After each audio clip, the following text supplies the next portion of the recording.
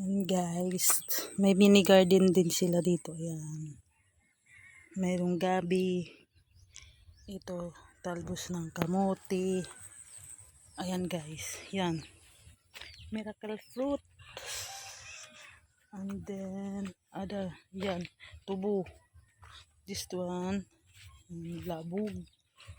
Then, yes, alugbati. Ayan.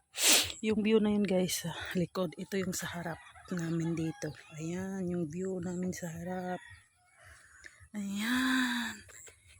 Yung sa harap. Yung view namin sa harap. Ayan siya. Oh. Diba? So, ito yung bahay. Ito yung harap ng bahay namin guys.